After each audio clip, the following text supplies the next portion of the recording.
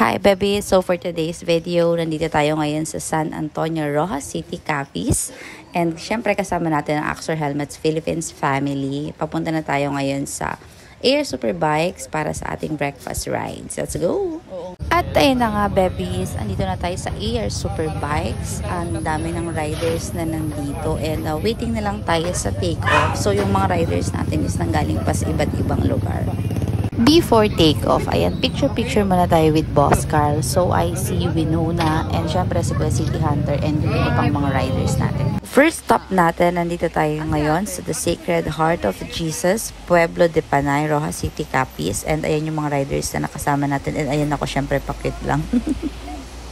Hindi na ako nakapag-video nito masyado and nakaangkas na ako kay Winona. Kakatapos lang namin mag-lunch or breakfast kasama syempre ibang rider. And ito si So Icy and Kuya Art. Hello muna kayo dyan. Ayun, rides na tayo ulit. Angkas mode lang tayo dito kay Winona Rider. So ito yung mga riders na nakasama natin dito.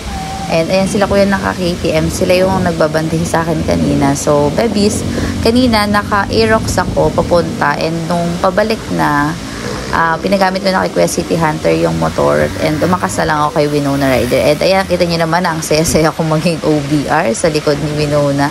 And gamit namin dito yung CB500 na pinahiram sa amin ng AR Superbikes. Nadaanan din namin dito yung Sigma, so the heart of Capiz. So ayan, enjoy na enjoy kami ni Winona dito kasi ang ganda ng view and ang saya-sayang mag-rides dito sa Rojas City, Capiz.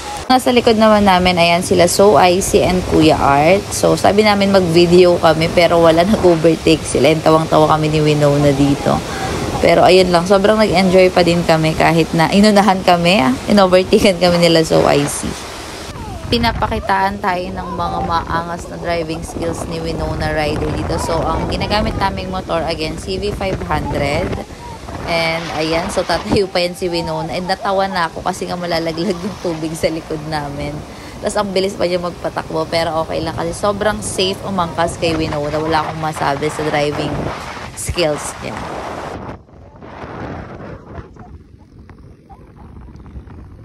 Isa si Moto Pedal sa mga nakasama nating mag-rides dito sa Capiz. And pinapakitaan niya tayo ng driving skills niya din dito. Ang galing niya din mag-drive and mag-stand. So, ayan si Winona Rider. Makita nyo na dadaan dito si Moto Pedals. Ay! And ito naman nasa unahan natin si Boss Carl. And he is using GS850. Ayan, mag-hi muna tayo kay Kuya Carl. Hi, Kuya! Ay! Napaka-pogi naman ng kuya namin na yan. Napaka-angas ito. Ayan, dumaan pa kami sa Robinson's Place, Rojas City, Capiz. Tatayo pa yan. Ay! Second to the last stop namin, so dito tayo sa Panay Church and akit tayo dun sa taas and papakita natin kung gaano kaganda dito.